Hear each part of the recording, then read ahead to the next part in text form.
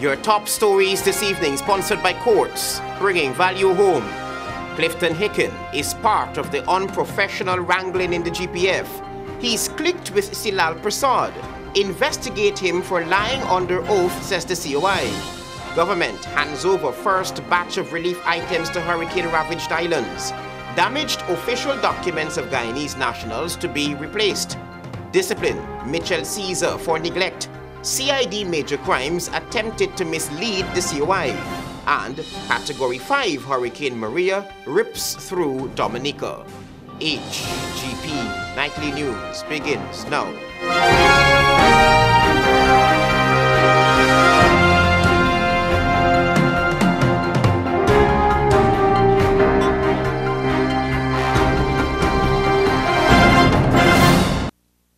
Good evening to our viewers here in Guyana and online. I'm Travis Chase with the Tuesday, September 19 edition of the HGP Nightly News. Here's what you need to know this evening. Opposition leader Barra Jagdew is urging senior police officers implicated in the report of the latest Commission of Inquiry to challenge any decision affecting their careers in the courts. Find out why from Rodin James. Mr. Jagdew has always been critical of the Commission of Inquiry, which was launched to probe how well the investigation was done into the alleged plot to kill the president. His initial view was that the COI will damage the morale of the police force and that of senior officers. I would say to all of the officers who are aggrieved, whose names have been dragged in the mud, deliberately so, that they should go to the courts too and block all of this. Question the COI and its motive. Speaking at a press briefing on Tuesday, Mr. Jagdew said he is holding close to his chest the notion that this COI was set up to do nothing more than a witch-hunting job, and that the president should not have appointed retired Assistant Commissioner of Police Paul Slow to head the commission. Paul Slow had an axe to grind with the PPP government. And Paul Slow is acting on the basis of a vendetta. We believe, if the president was serious about such an investigation, he should have not appointed a Paul Slow. Not only the PPP, he said, also, Mr. Slow had bad blood with senior officials of the Guyana Police Force. Mr. Jagdew thinks that some of the leaked recommendations from the COI gives credence to that which he has been saying all along about the COI. Today we see the motive being revealed. We warned of it, that it had to do with destroying the career path of many of the existing officers there who may be professional and replacing them with people who APNU believe are sympathetic to the PNC. Royden James, HGP Nightly News.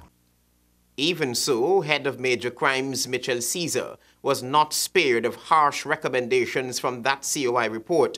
The question is, who attempted to mislead the commission by backdating a statement from a witness of convenience? More in this report. Assistant Superintendent of Police Mitchell Caesar had known of the close relationship between the Khans and Commissioner Silal Prasad. In fact, Caesar himself has a friendly relationship with one or both of the Khans. This is part of the Commission's findings. Mr. Caesar testified before the Commission on July 24 when he alluded to a statement from a witness who had come forward to discredit Gillard's story. This witness turned out to be Luana Diva Walker. Now, Walker is alleged to have come forward and given a statement to the police on July 19. The Commission found it strange that Mr. Caesar, on July 24, did not have the details of that statement, which was allegedly given to the police on July 19, 5 days before he appeared before the Commission. The Commission believes that Diva Walker was procured to give the statement to discredit Gillard, and that statement was backdated to July 19 in an effort to mislead the Commission. Normally, in every investigation, from the time an investigation is assigned to the MCIU, I would make contact with the police legal advisor, tell her we have this and what is our intentions. And she would have her input from then on to the end of the investigation. It is the view of the Commission that Mr. Caesar failed to properly supervise the investigation and that he should be disciplined for this neglect. In fact, at the time when the investigation began, Mr. Caesar left and went away without making any record of his movement. He should be sanctioned for this. It is Caesar's story that on March 29, 2017, he was called to the office of Blanham, where he saw Gillard. Gillard, in his presence, made the allegation of the alleged plan to assassinate the president. Blanham then instructed Caesar to have the Major Crimes Investigations Unit commence an investigation into the alleged plan. Caesar said that he instructed Detective Sergeant Pitama to take a statement from Gillard and commence an investigation into the matter, and that he was not feeling well, so he went home. It was sometime during the night of March 29, 2017, Caesar said he received a telephone call from Detective Inspector Narain and was informed that the chief had given instruction for Nizam Khan to be sent on bail. Also, the Commission recommends that Mr. Caesar be investigated after Nightly News aired this recording. What is my name? You have to be a telecom before that. I was here before you. Which phone, man? You said some phone now, we broke up. Which phone there? Sorry, wasn't I here to you? You asked me to come. Yeah, man, hey. Put the now and start on the phone. Go now. Come put the in. Put the small in. Sorry, please connect the phone. Bad in. I'm telling you, the screen organized.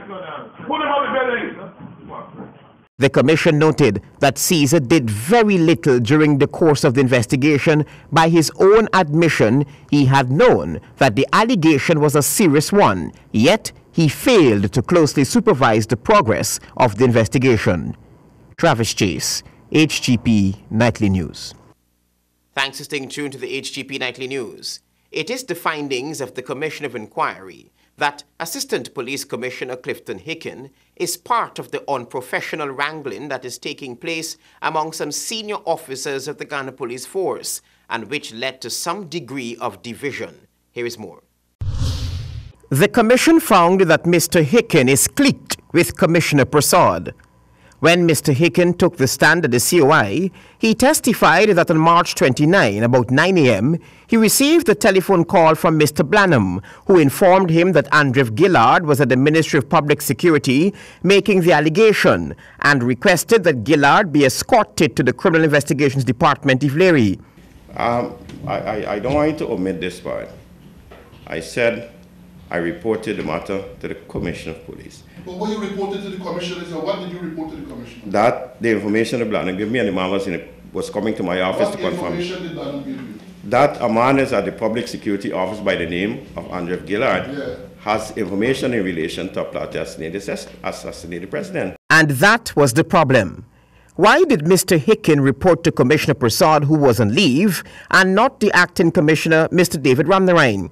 According to the Commission, this action by Mr. Hickin tends to support the evidence that there exists a serious rift in the top echelon of the Ghana Police Force and that Hickin is on the side of Commissioner Prasad. The Commission does not believe that Mr. Hickin did not question Mr. Gillard at all. If that was the case, what exactly did he report to Mr. Prasad?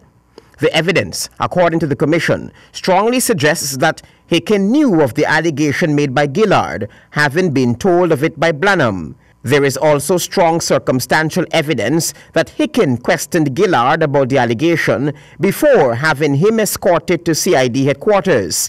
Therefore, the Commission recommends that Mr. Hickin should be disciplined for neglecting to ensure that a record of Gillard's allegation of the plan to assassinate the president was made in the relevant station records in A Division.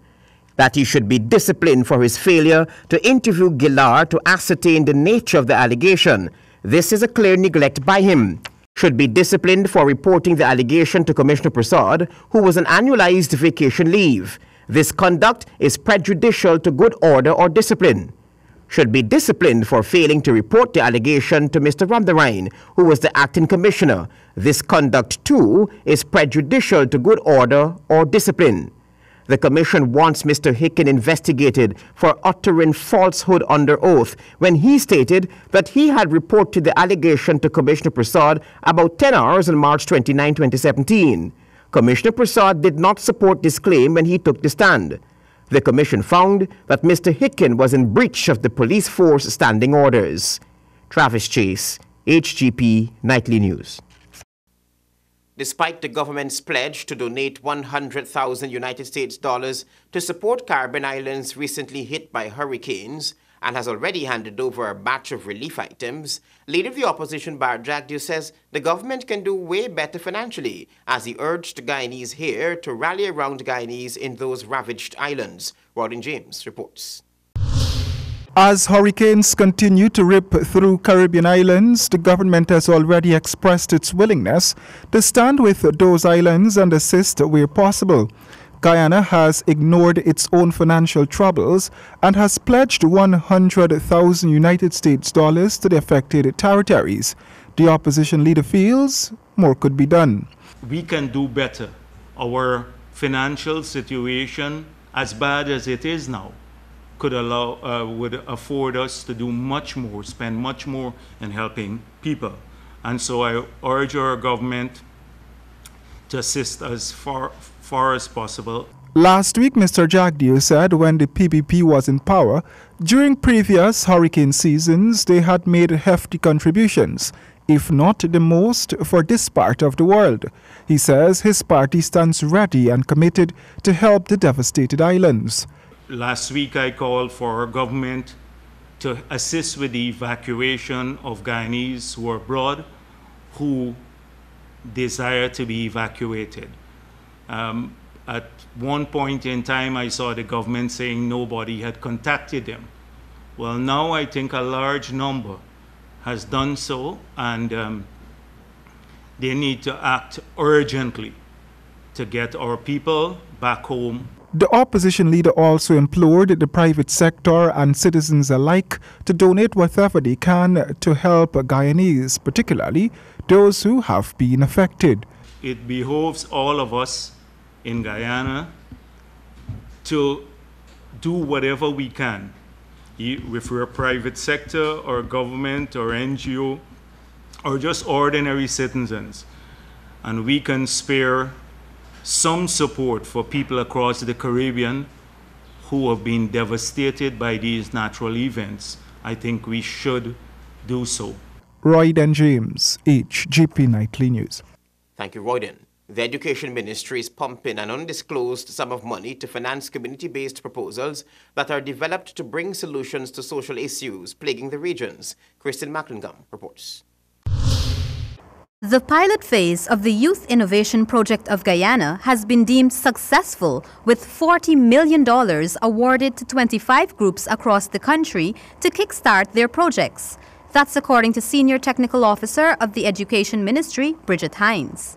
The purpose of the program is to engage Guyanese in innovative solutions to problems, challenges, issues that they encounter in their respective communities. So every region of Guyana is engaged. Ms. Hines giving an overview of the program during an exclusive interview with Nightly News. She explained that with this in mind, the transitioning of this initiative has led to the Innovation Program of Guyana, IPOG, which will see numerous proposals being awarded large sums of monies next year in light of the overwhelming responses during the pilot phase.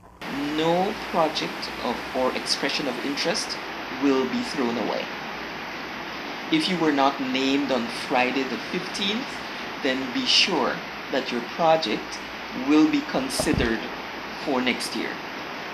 And it's that sustainable. The government has already named 2018 as the second phase. According to Ms. Hines, this move by the government is in keeping with the aim of ensuring that quality education be delivered to enhance Guyana's capacity to arrive at solutions to address social issues. We did not address universities or formal education institutions. We went into the communities.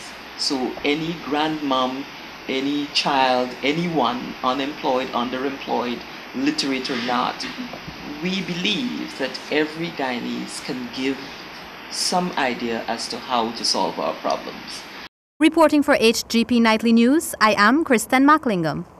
Thank you, Kristen.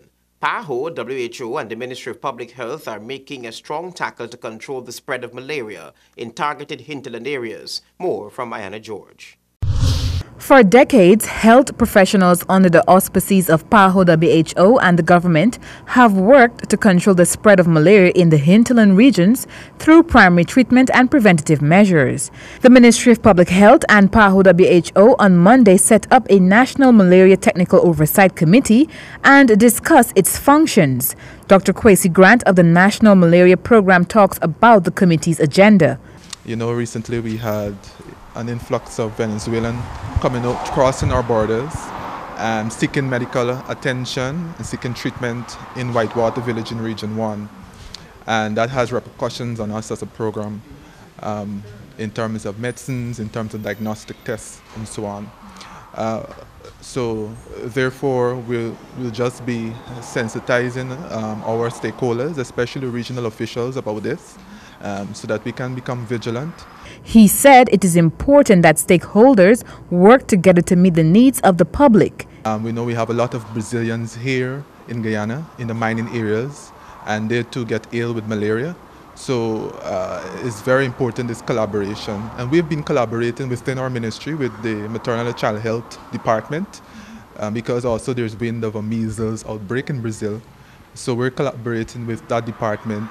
So when they go and do their vaccination against measles with the MMR, we can also go along and do any testing as required. Dr. Grant says the National Malaria Oversight Committee aims to build capacity at the regional level to ensure there is a monitoring and evaluation officer to carry out data analysis to respond quickly to outbreaks of vector-borne diseases and illness in the regions. Minister of Public Health, Valda Lawrence, stated that the Vector Control Unit is tasked with protecting citizens from infectious diseases. I believe that the ongoing need for strategic approaches to put malaria on the national political agenda and to reach affected populations with specific calls to action through communication, collaboration, and mobilization is well needed now, and we ought to place it very high on the agenda if we really want to achieve our objective. The question was asked, why another oversight committee on malaria with all that has been previously put in place to tackle malaria? This is what Minister Lawrence had to say. The significance of such an oversight committee, of course, would be that of providing guidance and technical advice to the malaria program, especially those priority areas, and through stakeholders' participation in decision-making, process, re-policy-related issues. Reporting for HGP Nightly News, Ayanna George. Welcome back. Guyana extends a slice of life to hurricane-ravaged islands as Citizenship Minister Winston Felix hands over Guyana's first tranche of relief. Warren James reports. The first slice of relief by the Guyana government is expected to benefit Antigua and Barbuda, St. Martin and the British Virgin Islands.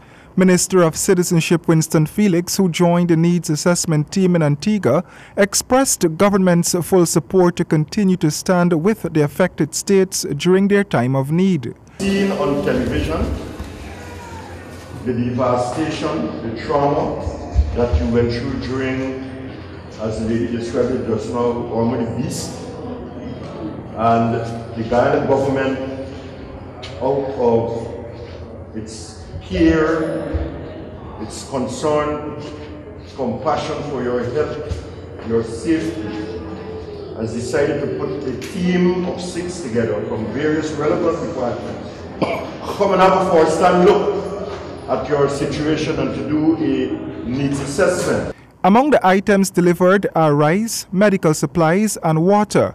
The supplies are to be distributed in Antigua and Barbuda. Additionally, containers are being shipped to Antigua with further provisions, including building materials. This will be distributed further afield to the British Virgin Islands and St. Martin. Here is President of the Association of Guyana in the Virgin Islands. Minister of Citizenship, who is here with a team of 7 persons on a fact-finding mission. And we are very, very happy that they came and to speak with Guyanese here in the BVI during these trying times. With the British Virgin Islands and St. Martin bracing for Hurricane Maria, and with lots of Guyanese living in those territories, Guyana stands ready to assist its people and the nation as a whole, the minister relayed. Really, I don't plan to go home. That's number one. We will remain here, but I am really overwhelmed that you have the team has come to help Guyanese who really want to go home. It's made me really feel happy about that. And I thank the Guyana government for thinking about the people here and looking after the people. Minister Felix has committed to ensuring the replacement of all damaged documents belonging to Guyanese affected by the hurricane. However, it was reported that so far, some 200 Guyanese have expressed interest in returning home. Apart from food and other items, the government had earlier pledged to assist the islands with 50,000 United States dollars. That was recently increased to 100,000 United States dollars. Royd and James, HGP Nightly News. Meanwhile, in the region, another Category 5 hurricane has begun mowing the islands. Dominicans are the first to get a taste of the rage of Hurricane Maria. Kristen Macklingam reports.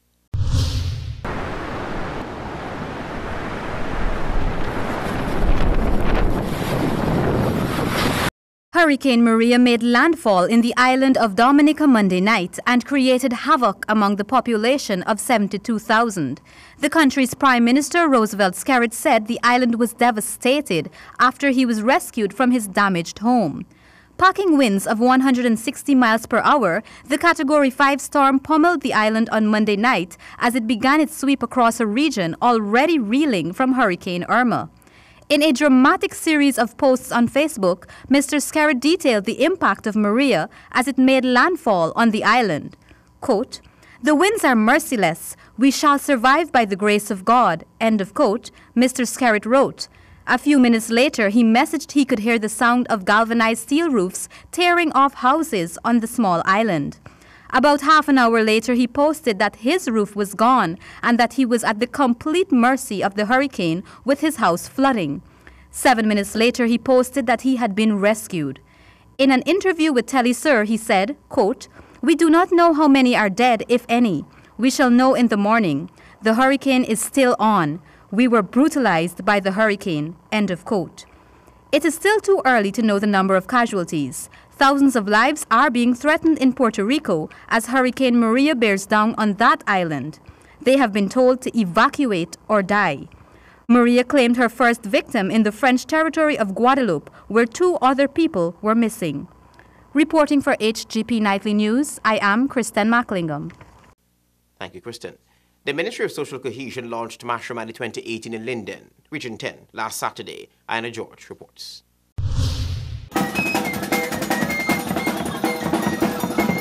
Linden came alive last Saturday as revelers and masqueraders paraded through the streets of the mining town when the Ministry of Social Cohesion launched Mashramani 2018. Linden Mayor Carwin Holland welcomed the ministry's gesture, saying that foreigners must not only plan for Carnival or Caribana, but Mashramani as well. He added it's the way forward where Guyana's culture, craft, products, ecotourism and hospitality can be promoted internationally. We can build and showcase Mashramani as a brand that is irresistible. I look forward to all our people, especially our children and our youth, participating in fun and wholesome festivities that will create excitement, that will draw visitors both local and foreign, while at the same time preserving our rich integrity of our fine people. The well-organized and packed event with rich cultural presentations attracted a massive crowd. Minister of Social Cohesion with responsibility for the Department of Culture and Sports, Dr. George Norton, says a grand display of the country's rich diversity and heritage will be showcased on February 23, 2018. I had to be where Mashramani began and where a job well done resulted in the festival becoming, if not the most prominent, one of the most prominent celebrations in Guyana. Minister Norton emphasized that Mashramani, a product of Linden, needs to be internationalized, pointing out that the celebration brings everyone together. This is our thing. It's going to be what we make it. And if it's being launched in Linden, it has to be good. Mashramani represents the essence of social cohesion. Reporting for HGP Nightly News, Ayana George. Over at Courts, thrilled customers on Monday walked away with more than $6 million in prizes in the Courts Frigidaire and Whirlpool promotions. Here again is Ayana George. It's just the way to ring the Christmas spirit. More than 17 customers on Monday were astonished when their names were on the list among winners of the Courts Frigidaire and Whirlpool promotions. Courts Guyana Marketing Manager Pernell Cummins tells us a little more about the promotion. Of course, we have our partnerships with the world's leading brands such as Whirlpool, Mabe, Frigidaire, Woodhouse, Ashley Furniture, who support us in giving back to you with great promotions such as the car, Frigidaire Millionaire winner also got food vouchers, also on the purchase free. And coming up for the Christmas season, we have even greater promotions. The lucky customers would have entered the promotion by any purchase of a Frigidaire or Whirlpool item at any of the Courts location countrywide. This is Farouk Samad. He drove off in a brand new Toyota Auris vehicle. I'm very thankful for Courts. Most of all and foremost, give thanks and praise to God Almighty faith. And I would encourage customers to keep coming and shop at Courts. 12 customers were each fortunate to receive a $50,000 grocery voucher, with some giving a waiver of their remaining installments. Another lucky customer won $1 million in cash, but was not present at the drawing. Here's more from two fortunate customers who received $500,000 each. And you won $500,000. I'm grateful and I'm happy for it, and thanks to Courts. And I'll continue shopping at Courts. It's quite an exciting feeling. I've been shopping at Courts for many years, and this is the first time I'm actually winning something. And, it's a really big motivation, to continue shopping at Courts. Reporting for HGP Nightly News, Ayana George.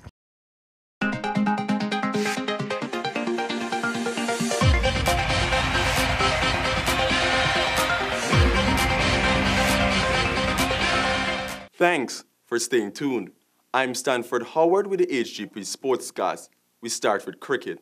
After a delayed start at Old Trafford in Manchester of the first one-day international, England triumphed over the West Indies. More in this report. West Indies won the toss and elected to bat and managed 53 for 2 wickets in the 9th over.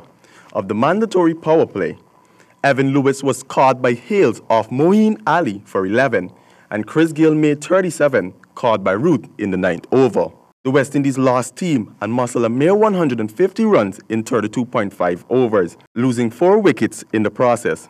At the end of the second power play, Shea Hope's 35 and Rovman Powell 23 gave the Caribbean side some hope, but it was Captain Jason Holder 41 that eventually gave the Windies a below-par total of 204 for 9 in their allotted 42 overs. In England's reply to the modest Windies total, West Indies' Jerome Taylor took the first wicket of Alex Hales in the 5th over. But it was Johnny Bastrop, 100 not out, and Joe Root 54 that steered England on for the win. The second ODI is on Thursday, 21st of September at Trent Bridge. The Guyana Cricket Board Jaguars 3-day league moves to day 2 with wins for Lower Quarantine and West Demerara. Colwyn Abrams has the details. West Demerara claimed victory over West Berbice at Tushin. In West Demerara first innings, Ashakya Prasad made 42 and Tevin Imlach 39. Gudish Moti took 6 for 17.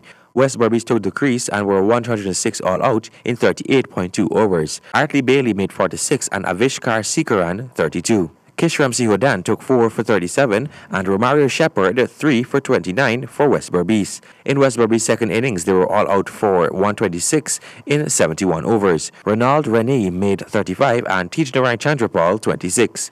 Bowling for West Berbice again were Goodish Moti 5 for 25 and teammate Stephen Harris 3 for 31. West Berbice's second innings saw them falling 101 all out in 35 overs, with Sherwin McPherson 27, Javid Karim 31, and Stephen Harris 14. Romario Shepard took 4 for 41 and Kish Ramsey Hodan 2 for 35. West Demerara won by 30 runs. Lower Quarantine rallied to victory, defeating Upper Quarantine at Albion. In Upper Quarantine's first inning, Adrian Sukwa 15 off 37, Balchan Baldio 25 off 24, Rajiv Ian 12 off 16, Kevin Sinclair 18 off 66, and Anthony Bramble 36 off 26 balls. Bowling for Lower Quarantine were Sami Permal 6 for 49 and Kasim Khan 4 for 37. Upper Quarantine were 136 all out in 39.1 overs. Lower Quarantine's first inning saw batsman Jason Sinclair 21 off 33 balls, Kevin Anderson 35 off 57 balls, Jonathan Fu 24 off 55 balls, Wahid Edwards 89 off 212 balls,